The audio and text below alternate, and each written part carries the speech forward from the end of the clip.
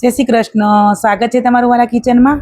આજે આપણે બનાવીશું હાઈ પ્રોટીન ફાઈબર રીચ મસ્ત મજાની બરફી। એ પણ આપણે બરફી બનાવવાના છીએ, રાગીની બરફી બનાવવાના છીએ। એના માટે મેં અડધો કપ સિંગદાણા, અડધો કપ તલ લીધા છે અને એક મોટો કપ આપણે અહીંયા ફ્લેક્સીડ લીધી છે। ઓમેગા 3 થી ભરપૂર માત્રામાં હોય છે। તો જુઓ, ત્રણેય વસ્તુ આપણે સરસ ડ્રાય રોસ્ટ કરી લેવાની છે। પહેલેથી જ મારે થોડી થોડી ડ્રાય રોસ્ટ કરેલી છે। તો જો તમારે ડ્રાય રોસ્ટ કરેલી ના હોય તો બધી વસ્તુને અલગ અલગ ડ્રાય રોસ્ટ કરવાની રહેશે, અલગ અલગ શેકવાની। પણ મારે અહીંયા 2 થી 3 મિનિટ પહેલેથી જ શેકેલી જ છે। સીડ્સ, તલ અને સિંગદાણા પહેલેથી થોડું થોડું શેકેલું છે। તો હું અહીંયા એક સાથે જ મિક્સ શેકી રહી છું, કેમ કે ખાલી મારે ભેજ નીકાળવાનું છે। પણ જો તમારે શેકેલી ના હોય પહેલેથી તો બધી વસ્તુને અલગ અલગ 2 થી 3 મિનિટ માટે સરસ શેકીને રેડી કરવાનું રહેશે। તો જુઓ, સરસ મજાનું શેકાઈને રેડી થઈ ગયું છે। તો અહીંયા આપણે એક પ્લેટમાં લઈ લઈશું અને ઠંડુ પડવા દેશું। ઠંડુ પડ્યા બાદ આપણે આને મિક્સર જારમાં પીસી લેવાનું છે। તો અહીંયા મિક્સર જારમાં આપણે લઈ લીધું છે।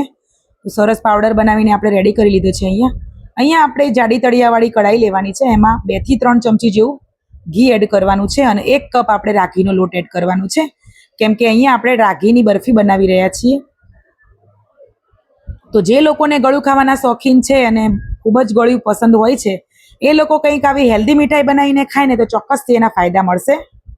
અને જુઓ, રાગીના લોટને આપણે ધીમા ગેસે સરસ અહીંયા શેકવાનો છે। સરસ મજાની સુગંધ આવે અને થોડોક એવો કલર ચેન્જ થાય એટલે આપણો લોટ સુકાઈને સરસ રેડી થઈ ગયો છે અહીંયા। તો જુઓ, અહીંયા આપણે જે પાવડર બનાવીને રાખ્યો હતો સિંગદાણા, તલ અને ફ્લેક્સીડનો, એ પણ આપણે અહીંયા હવે સાથે એડ કરી દેવાનો છે।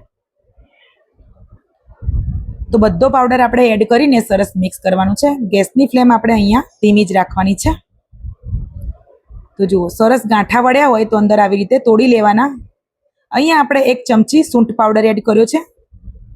ચોમાસાની સિઝનમાં સૂંઠ પાવડર ખાવો ખૂબ જ શરીર માટે અતિ ઉપયોગી છે।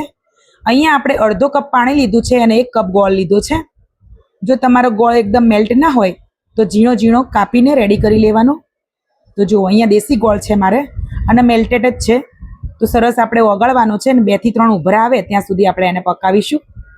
વધારે આપણે કંઈ ચાસણી વાસણીની જરૂર નથી। આપણે અહીંયા બસ 2 થી 3 ઉભરા આવે આ રીતના ત્યાં સુધી જ આપણે પકાવવાની છે।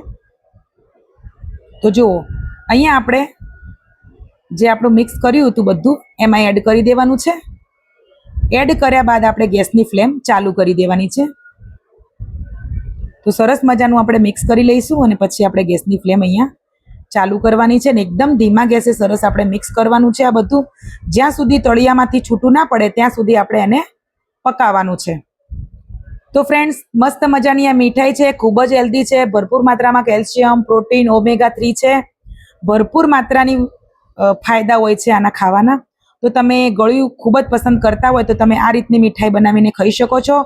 2 થી 4 દિવસ આને ઠંડી જગ્યાએ, એકદમ ડ્રાય જગ્યા હોય પણ ઠંડી હોય એવી જગ્યાએ તમે 3 થી 4 દિવસ આને રાખીને ખાઈ શકો છો। ખૂબ જ સરસ લાગે છે। બાળકોના લંચ બોક્સમાં આપી શકો છો, બાકી નાની મોટી ભૂખમાં ખાઈ શકો છો તમે।